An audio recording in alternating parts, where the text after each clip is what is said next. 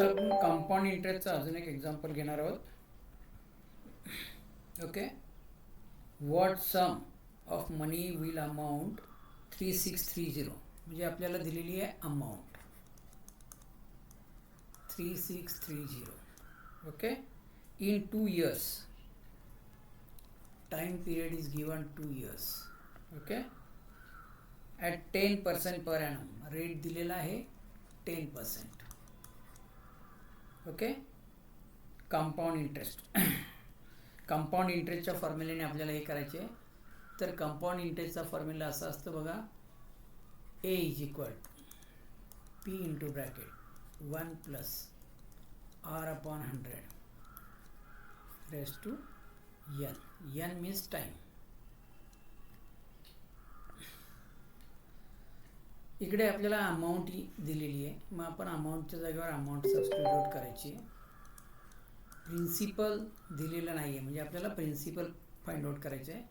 1 plus R is given 10 upon 100 raise to n दिलेलं आहे 2.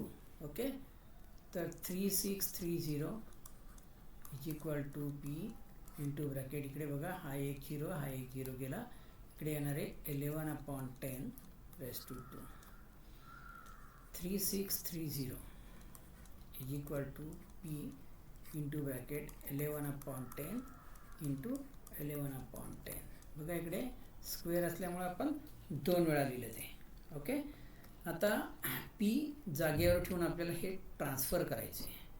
तर 3630 into 11 into 11 divided by into 10. Okay, divided by 11 into 11 is equal to, या बाजूला फक्त P राहील. 10 डिवाइडमध्ये ते मल्टिप्लायमध्ये जाईल, 11 मल्टिप्लायमध्ये ते डिवाइडमध्ये जाईल.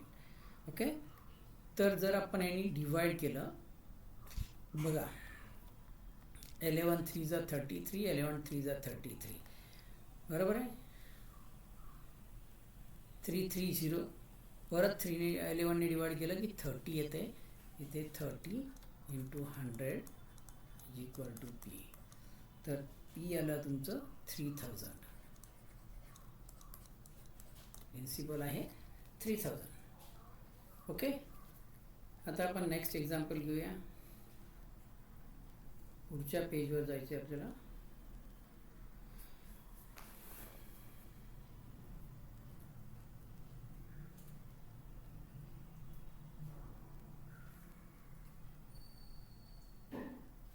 इकडे आपल्याला दिलेलं आहे compound interest. On what sum of money will compound interest for 2 years. That means time period is given 2 years. Okay, rate is given 5% per annum. Amount per year amount to rupees 164. So compound interest is given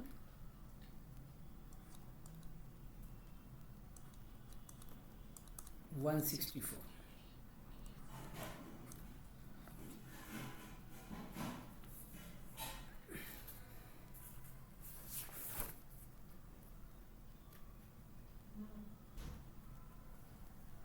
तर compound इंटरेस्टचा formula असा असेल बघा, तुम्हाला माहिती आहे amount is equal to P plus I आहे, बरोबर आहे. तर इंटरेस्टचा फॉर्म्युला असा येणार आहे ए मायनस पी.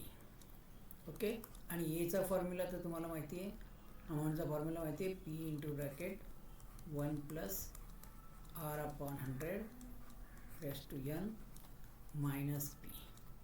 ओके, हा इंटरेस्ट आपल्याला दिलेला आहे 164. ओके, आता सॉल्व करायचं आपल्याला. 164 is equal to P. P we don't know, plus bracket 1 plus R दिलेले आहे 5 अपॉन 100 आणि टाइम पिरियड दिलेले आहे 2 years मायनस पी. ओके. दोघांमधून पी जर कॉमन काढला आपण तर पी बाहेर येईल, इथे येईल 20 येईल, म्हणजे इकडे 21/20 स्क्वेअर -1. ओके. इकडे 164 आहे. So 164 is equal to P into bracket 21चा स्क्वेअर येतो 441 आणि 20चा स्क्वेअर येतो 400 -1. ओके. तर आपण इकडे करूया ते.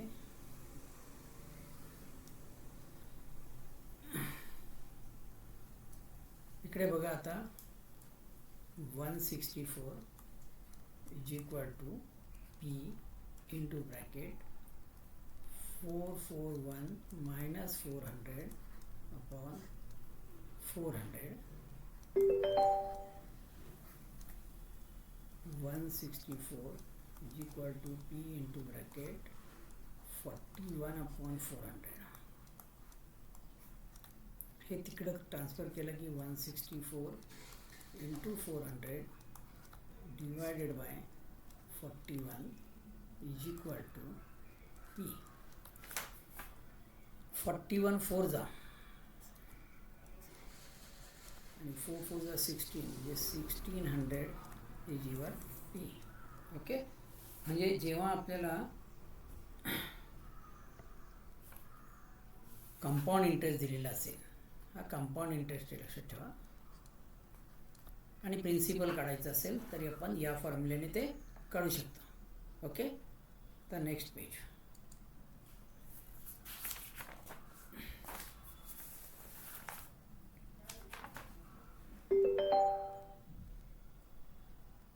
आता एक वेगळा क्वेश्चन घेऊया आपण. Difference between compound interest and simple interest is given. Okay. Difference between compound interest and simple interest on ₹8400. that means principal is given 8400. okay.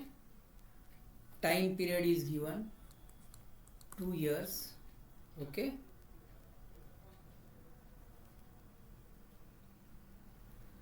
and difference दिलेला आहे.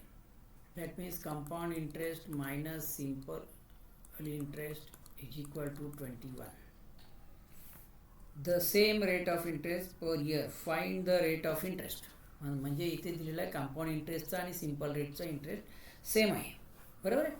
आपल्याला कंपाऊंड इंटरेस्ट आणि सिम्पल इंटरेस्ट दिलेला आहे, rate of interest काढायचा आहे. बरोबर आहे. आता प्रथम आपण सिम्पल इंटरेस्ट काढूया. Simple interest for 2 years is equal to P into R into T upon 100. okay. Principal given 8400.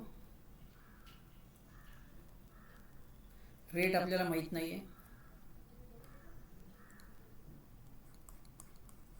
Time दिलेला आहे 2 years अपॉन 100. 2 0 आणि 2 0 गेले.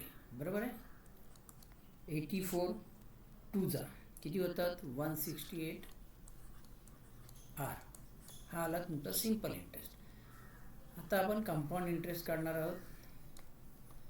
तर कंपाऊंड इंटरेस्टचा अमाऊंटचा फॉर्म्युला आपल्याला, बरोबर आहे. कंपाऊंड इंटरेस्टचा अमाऊंटचा फॉर्म्युला आहे. तर कंपाऊंड इंटरेस्टचा फॉर्म्युला असतो अमाऊंट मायनस प्रिन्सिपल. ओके. इकडे अमाऊंटचा फॉर्म्युला येईल P into bracket 1 plus R upon 100 raised to n minus P. Okay. हा आहे कंपाऊंड इंटरेस्टचा डिफरन्स. बरोबर आहे. हा दिलेला आहे आपल्याला 21. प्रिन्सिपल दिलेले 8400. 1 प्लस R आपल्याला माहीत नाही आहे, raised to n minus 8400. Okay. तर आता आपल्याला हे सॉल्व करायचे आहे.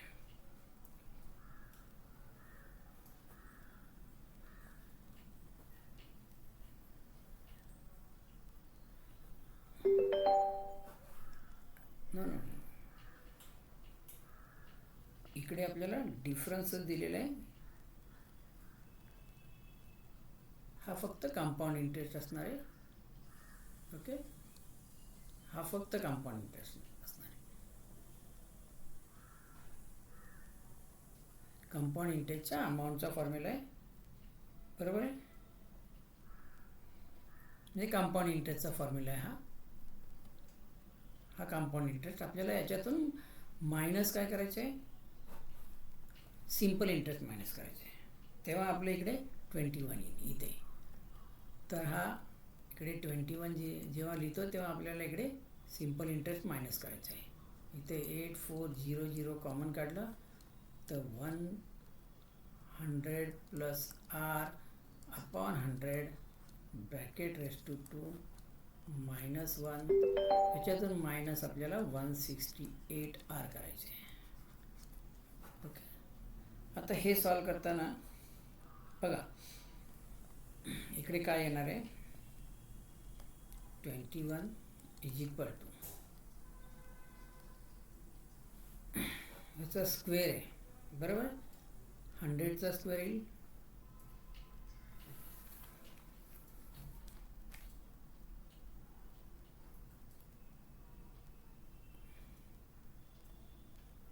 1 plus R square upon 10,000 plus 2r ह्याचा स्क्वेअर करायचा. ओके, तर 8400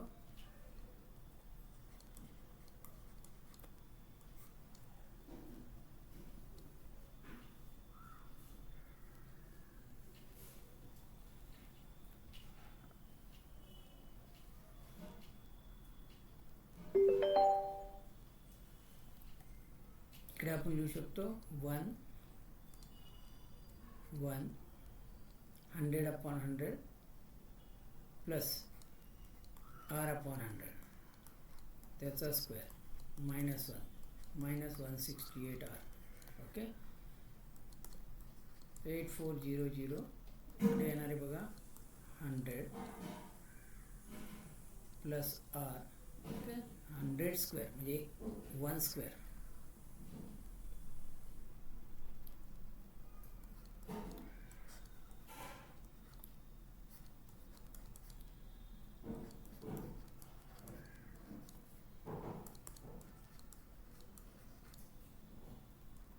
ब्रॅकेटमध्ये येणार इथे 10,000 प्लस 100 इंटू 2 म्हणजे 200 R plus R square upon